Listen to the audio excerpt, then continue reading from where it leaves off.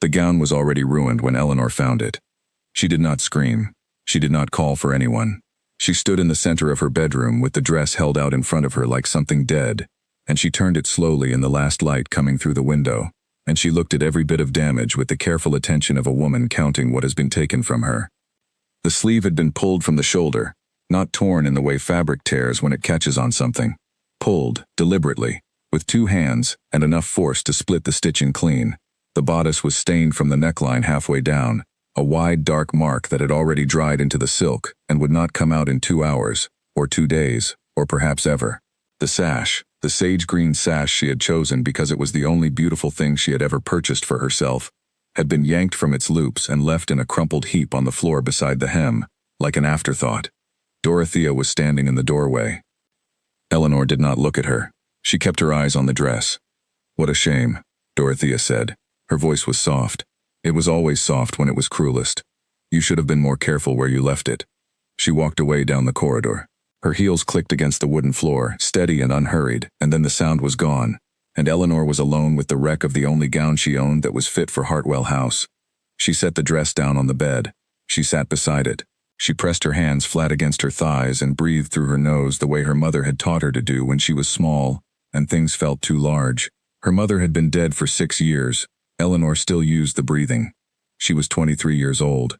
She had lived in this house since she was born. She had eaten at the same table as Dorothea and Marin every morning and every evening for as long as she could remember, and she had learned early that there was a particular kind of cruelty that required no raised voice, no visible hand, no evidence at all. It wore the face of accidents. It hid inside soft voices and sideways looks, and things left carelessly in the wrong place. It was the kind of cruelty that, if you named it, the person you named it to would tip their head slightly and say, "Are you certain? That doesn't sound like Dorothea." Eleanor was always certain. She had long since stopped saying so. She had saved for the gown for 11 months, a shilling here, a half-crown there, tiny amounts carved from the small allowance her father sent each quarter, less than either of her sisters received, always less, and she had never been told why. She had sewn the sash herself, 3 evenings at the window, with the thread running through her fingers, and when it was done, she had held it up and thought, "This is enough. For one evening, this is enough." She got up from the bed.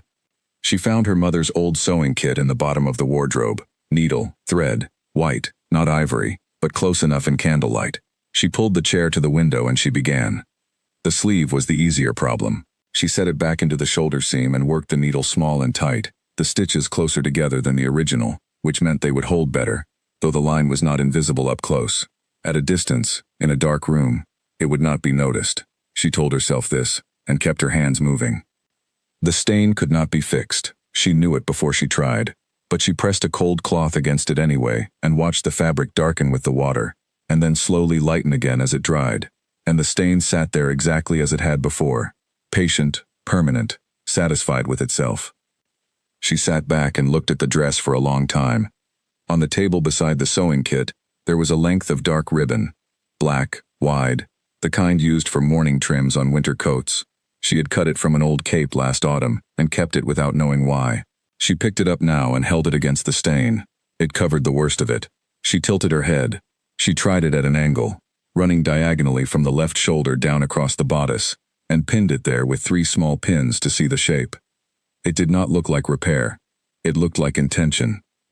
She was not certain whether that was true, or whether she was only telling herself it was true because the other version, that she was going to Hartwell House in a dress that her sister had destroyed and she had half mended with borrowed thread and a strip of mourning ribbon, was too ugly to hold in her mind without flinching. She decided it did not matter which version was true. She pinned the ribbon more firmly and picked up the needle. By the time she had finished, it was past 8. Her sisters had already called for the carriage. Eleanor put on the dress. She stood at the mirror for a moment, not long, because standing too long at a mirror in this house had always felt like an invitation for someone to come and comment, and then she picked up her gloves and went downstairs. The carriage was waiting. Marin was already inside. Dorothea stood at the door with her coat over her arm, and when she saw Eleanor coming down the steps, she looked at the ribbon on the bodice, and something moved behind her eyes, something quick and calculating, and then she turned away and climbed into the carriage without a word. They rode to Hartwell House in silence. Eleanor watched the fields go dark outside the window. The frost was just beginning, a thin silver edge on the grass. the kind of cold that had not committed to itself yet. She thought about the tiles. She had read once that the floors at Hartwell House were laid in a pattern, pale stone and dark stone, alternating, a design that only resolved into its full shape when you stood at a certain height and angle. She had thought about those tiles on and off for 3 years, which was perhaps a strange thing to think about, but she had always found it easier to fix her mind on a specific, real, containable thing than to let it drift toward the wider shape of the evening and all its possibilities. The carriage stopped. The door opened. The footman handed Marin down, then Dorothea, then extended his hand to Eleanor. She took it and stepped out, and Hartwell House rose up in front of her like something from a story she had not quite believed. Every window was lit, 50 lights at least, maybe more, throwing warm rectangles out across the gravel drive. She could hear music from inside, strings, a waltz, the sound drifting through the stone walls as if the house itself were breathing. People moved in the entrance hall behind the tall glass doors, and the light caught the silk of their gowns and made everything shimmer in a way that was almost painful to look at directly. Eleanor stood still for one moment. Just one. She let the cold air fill her lungs, and she looked at the lit windows and she thought, I am here. Whatever happens after this, I am here. Then she followed her sisters up the steps. The entrance hall was everything the outside had promised. The ceiling vaulted overhead, hung with 2 massive chandeliers, whose candles had been burning long enough that they dripped slow wax tears onto the silver drip plates below. The floor was exactly as she had read about, pale stone and dark stone in alternating squares, and she looked down at them as she entered, and followed the pattern with her eyes, feeling it resolve from the outside edge toward a center point she could not quite see from where she stood. Women in gowns she could not have afforded with 5 years of savings moved through the hall, men in dark coats, the hum of 50 conversations running together into a single low roar that rose and fell with the music. Eleanor found the edge of the room. She stood there. She kept her shoulders level and her chin even. She was aware that the ribbon on her bodice was visible, and she was aware that 2 women near the doorway had glanced at it, and she chose very deliberately to look at the tiles instead. Dorothea and Marin had already moved into the crowd. She watched them go without feeling anything particular. She had long since learned to stop expecting them to look back. She was looking at the point where 4 tiles met in a small diamond at the center of their pattern when the room changed. It was not something she could have named exactly.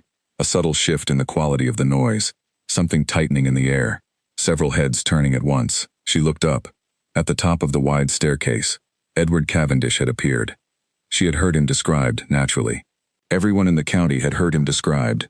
She had, in the honest privacy of her own thoughts, prepared herself to be unimpressed, because being prepared to be unimpressed was a reliable defense against the particular embarrassment of finding yourself impressed by someone who has no idea you exist. Her preparation was not adequate. He was not what the descriptions had suggested. The descriptions had said, tall, serious, a good bearing, the kind of man who runs his estate well and dances adequately, and speaks to his guests with appropriate courtesy. This was technically accurate in the way that saying the ocean is a large amount of water is technically accurate. What the descriptions had not accounted for was the quality of his attention. Even from across the entrance hall and a full staircase's distance, he looked at a room the way a man looks at something he intends to understand, not simply to be seen in. He came down the stairs. He shook hands. He spoke to a woman in blue near the bottom step, and whatever he said made her laugh in a way that was not the performed laugh Eleanor had been hearing all evening, but an actual one, unguarded, surprised out of her. Eleanor looked back at the tiles. She stayed where she was, and counted the diamonds in the floor pattern, and waited for the dancing to begin, and if she was aware, somewhere in the quieter parts of herself that she had long ago learned to ignore, that she was hoping for something.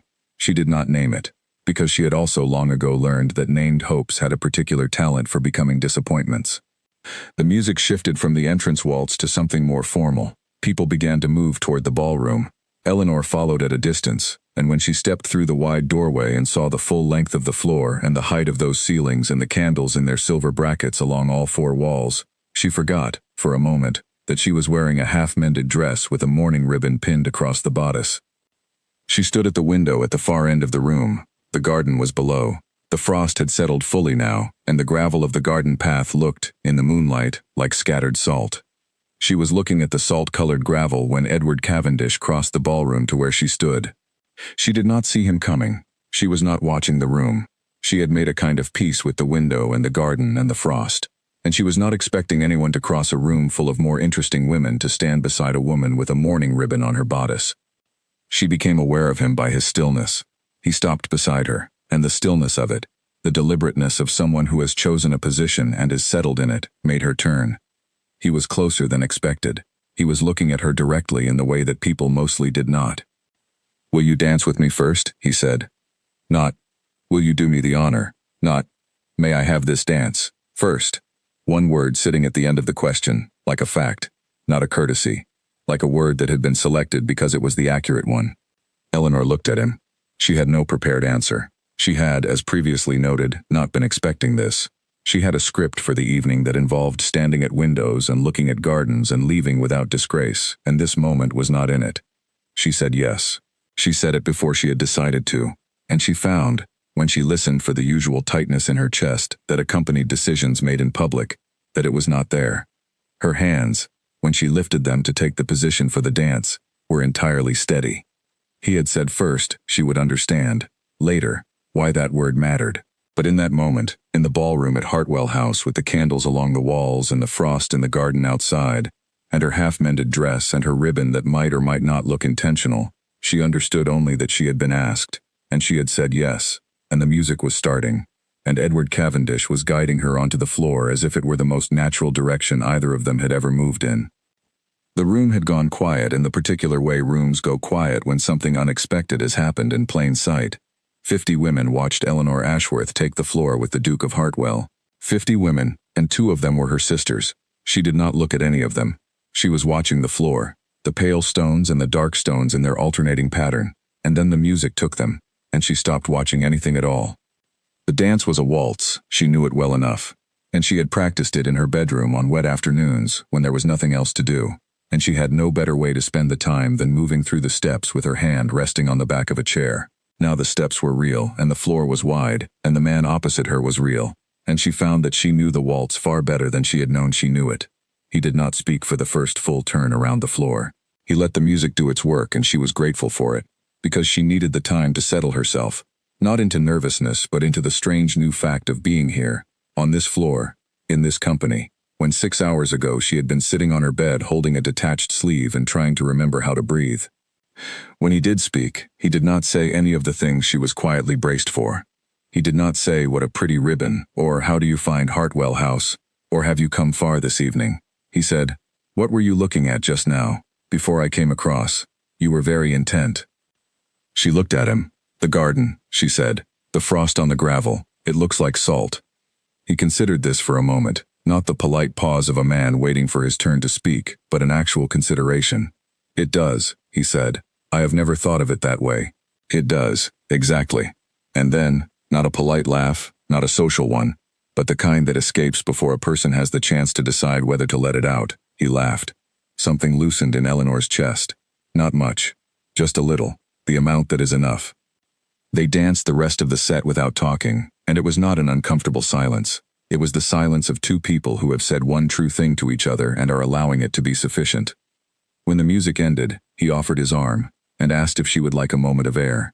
It was the natural offer after a dance, she told herself. It did not need to mean anything. She took his arm and they walked to the corridor off the eastern side of the ballroom, where the noise of the crowd fell to a low murmur through the closed door and the air was cooler and the candlelight was less insistent.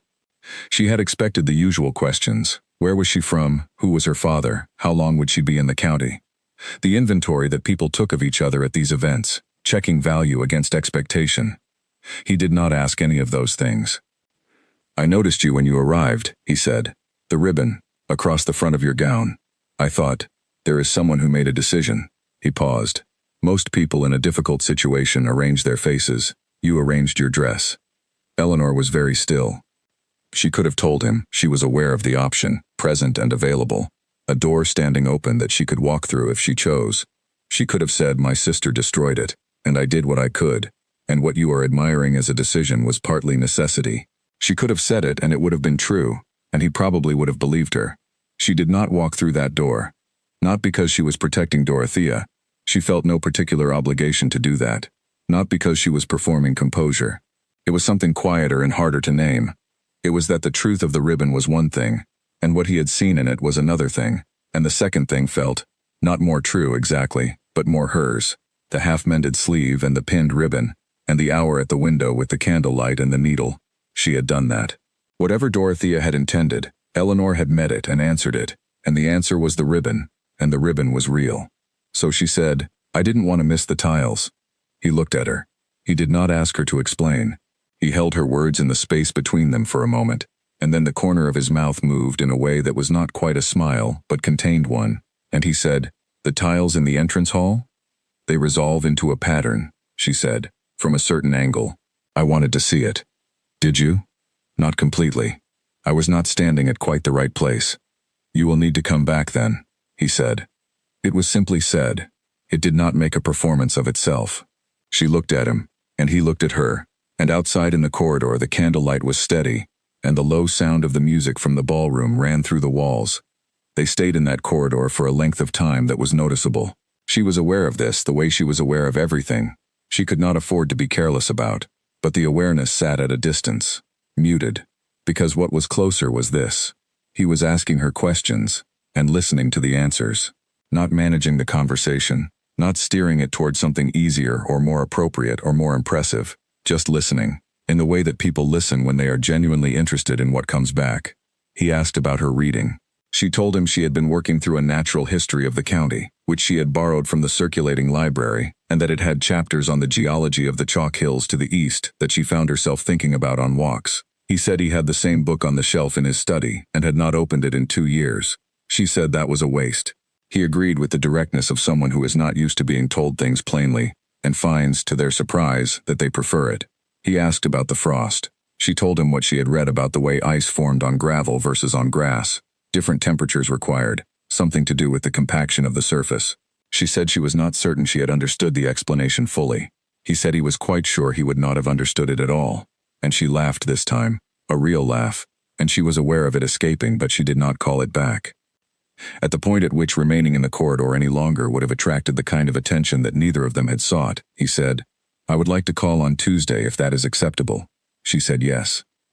She said it the same way she had said yes to the dance, before the decision, arriving before she had arranged her thoughts around it, because apparently in the presence of this man her thoughts were not as orderly as she required them to be.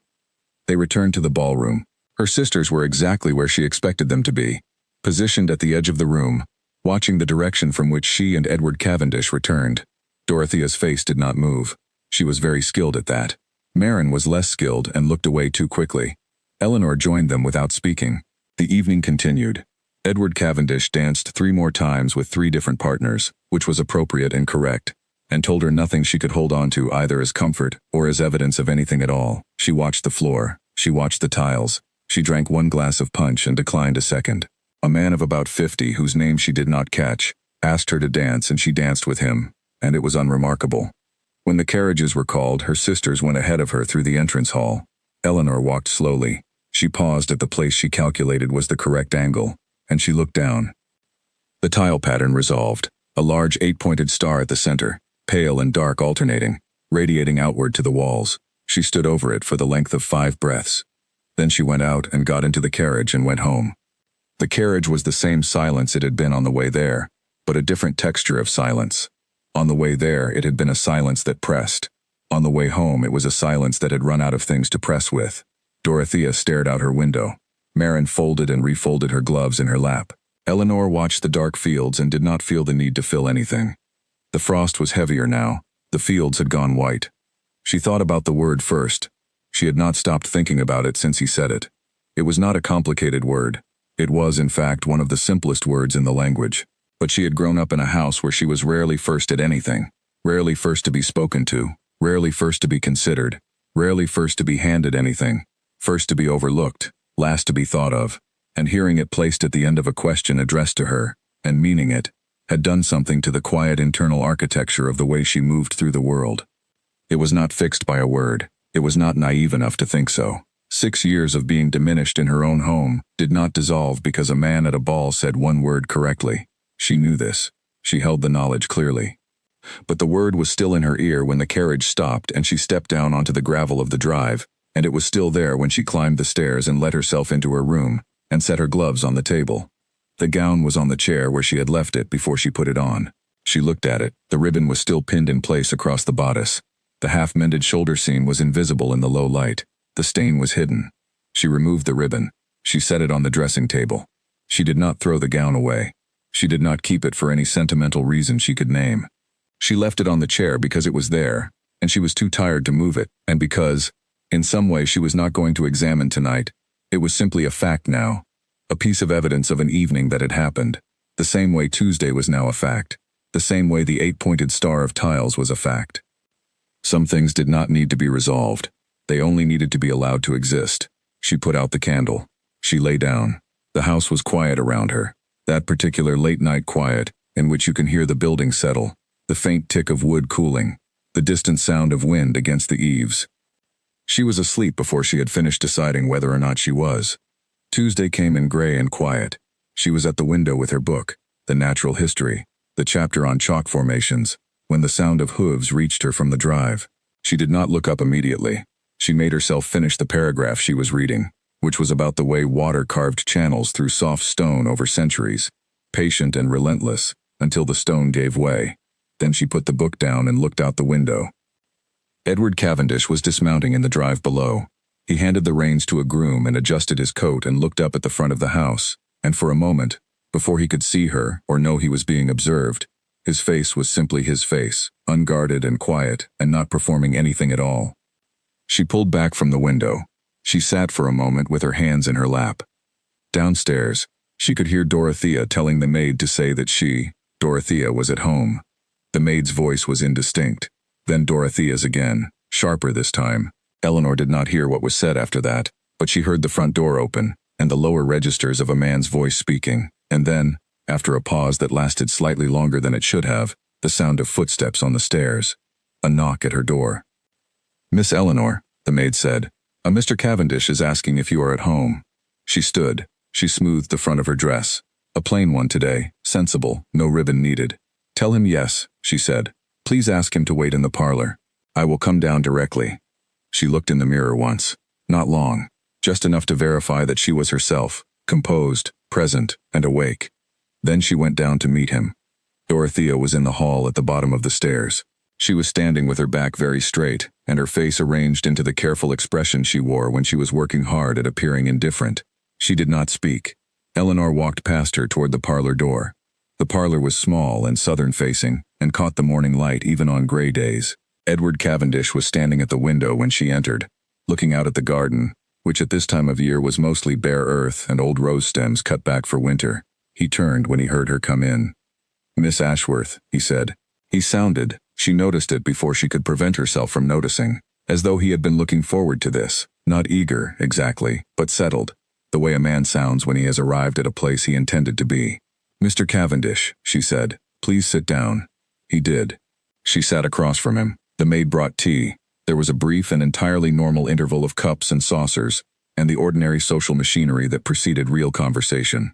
Then he said, "Did you find the center of the pattern on your way out?" She looked at him. "Yes," she said, "at the correct angle, from the third step on the left side of the staircase.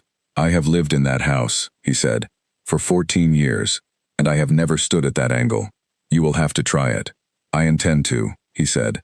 And then, the way he had at the ball. He was quiet for a moment, in the way that was not the quiet of someone preparing his next statement, but the quiet of someone who is actually thinking. "I have been thinking," he said, "about what you said, about the tiles, and about not wanting to miss them." She waited. "I think," he said carefully, "that most people I speak to are not particularly honest, not dishonest either. They say the things that are expected, and so do I, and we all proceed on the comfortable understanding that the expected things are sufficient." He looked at her. "You are not doing that." "No," she said. "Why not?"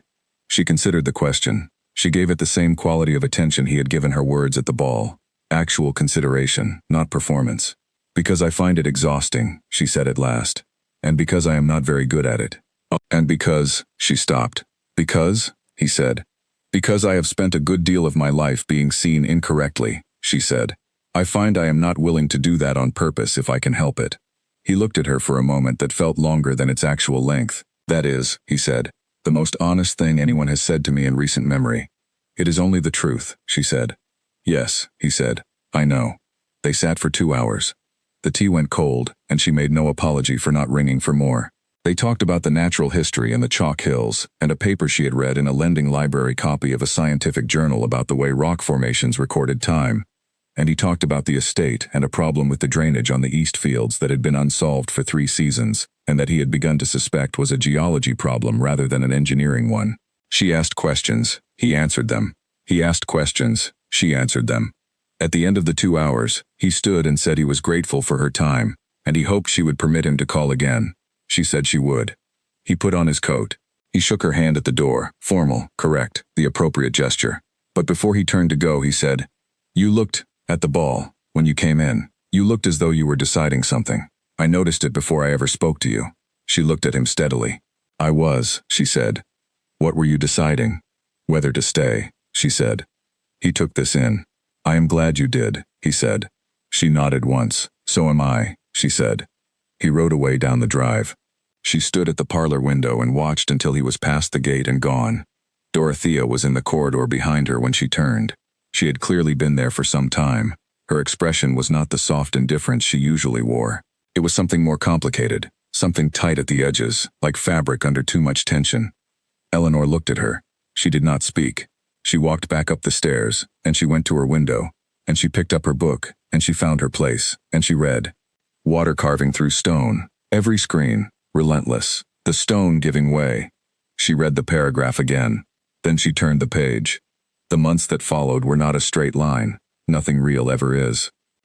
Edward called again on the following Friday, and then the Friday after that, and by the 3rd visit he had stopped calling at the formal hour, and started coming mid-morning, when Eleanor was usually in the garden, and she had stopped pretending to be surprised when the gate opened and his horse appeared on the path. Her father noticed eventually. Her father was a man who lived at a careful remove from the daily life of his house. He managed his accounts and read his newspapers and attended his club, and treated the space between himself and his daughters as a distance that was mutually agreed upon, though no one had ever actually agreed to it. When he noticed Edward Cavendish's visits, he said nothing to Eleanor directly. He said things, she understood, to Dorothea, because Dorothea then said things to Marin, and Marin was less careful about being overheard. What she heard, standing in the hallway one morning while Marin did not know she was there, was, "Father says it is probably nothing. A man like that does not settle on someone like Eleanor." She stood in the hallway. She let the words sit in the air for a moment. She identified the familiar sensation in her chest, the tightening, the old reflex toward collapse.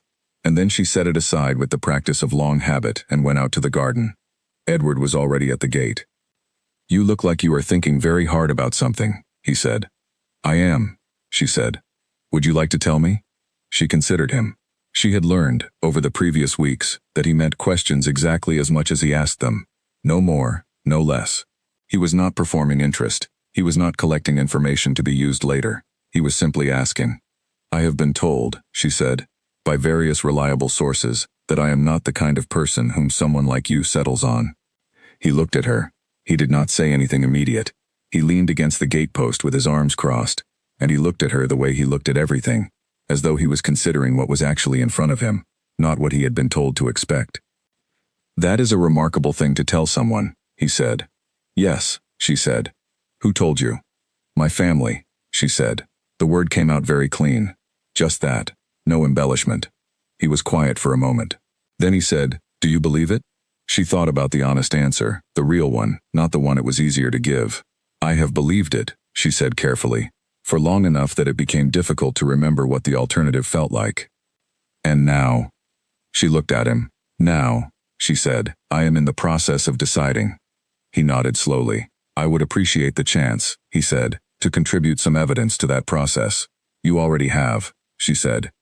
She watched something shift in his expression, something careful and restrained giving way to something quieter and truer. He straightened up from the gatepost. "Walk with me?" he said. She took her coat from the hook inside the door and walked with him. They walked the lane behind the property, which in winter was bare but still beautiful, in the way bare things can be, the black lines of the hedgerow against the pale sky, the soft give of the frozen mud under their shoes, the smell of wood smoke from somewhere beyond the fields. They talked and then were quiet and then talked again, and neither the talking nor the quiet required managing. He asked her once, in the middle of a long quiet stretch of lane, whether she was happy. It was a startling question, not because it was unkind, but because almost no one had ever asked it. She thought about it properly.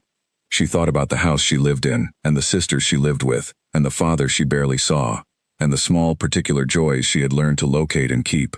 A paragraph in a borrowed book, the pattern of tiles on a floor, the frost that looked like salt on gravel. She thought about the last several weeks, which had been unlike the years before them in ways she was still working out. "I am becoming happier," she said. "It is a different thing, but I think it might be a better one."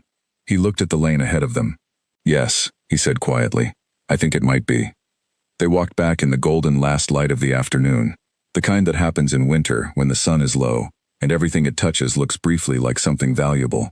She walked beside him, and she did not think about Dorothea or Maren or her father or anyone who had ever suggested that she was not quite enough of whatever was required. She thought about the lane and the hedgerow and the smell of the smoke and the sound of their shoes on the frozen ground, and she thought, "This is real. This exact moment is real. I am in it." At the gate he said goodbye.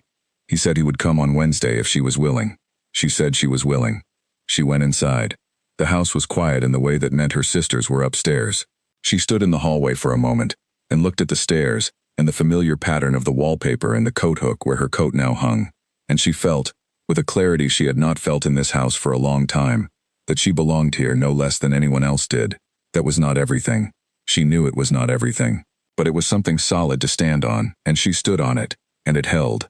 She climbed the stairs. She went to her room. She opened her book to the chapter she had been working through, about the way rivers changed their course over time. Not by force, but by the patient, daily, almost invisible work of moving in the direction they needed to go. She read until the light was gone, and then she lit the candle, and she read a little more. On a Thursday in February, in the small parlor with the southern window, with the thin winter light coming in and the old rose stems visible through the glass and the tea on the table between them, Edward Cavendish told Eleanor that he wished to marry her. He did not make an elaborate preparation of it. He did not arrange his words into a speech. He said, "I have given this a great deal of thought, and the thought always arrives at the same place, and so I would rather say it plainly.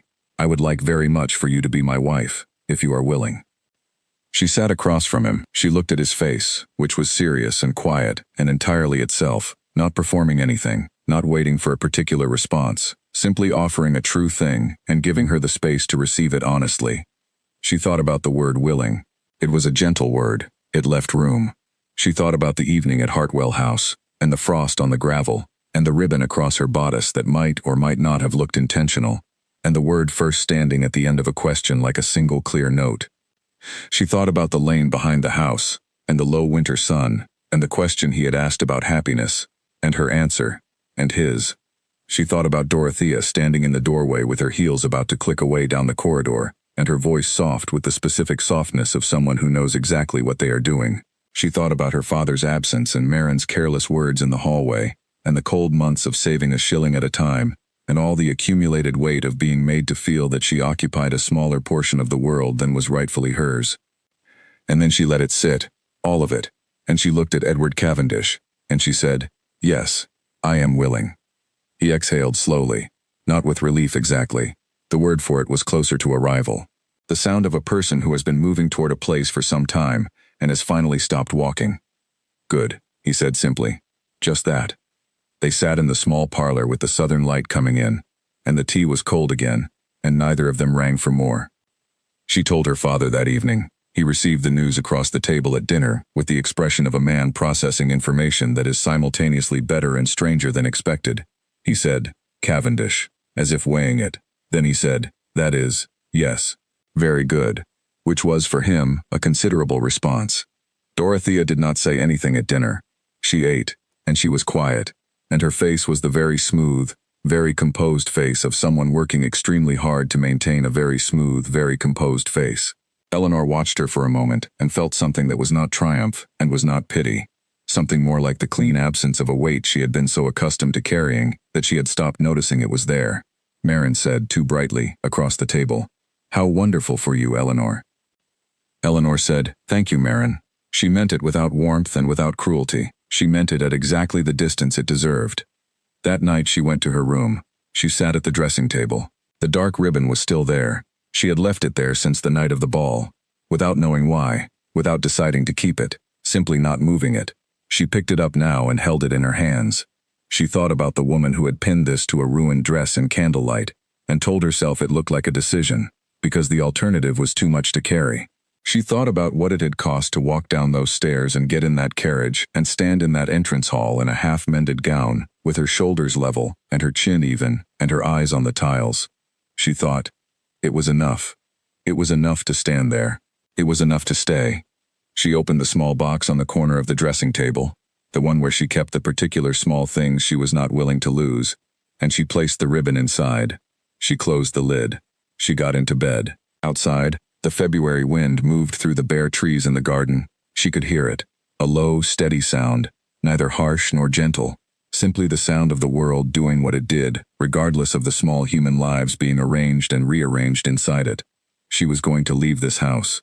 She was going to leave it by the front door, on a Tuesday morning, in a gown that no one had ruined, with her things packed and her book in her bag and her ribbon in the small box and her own life.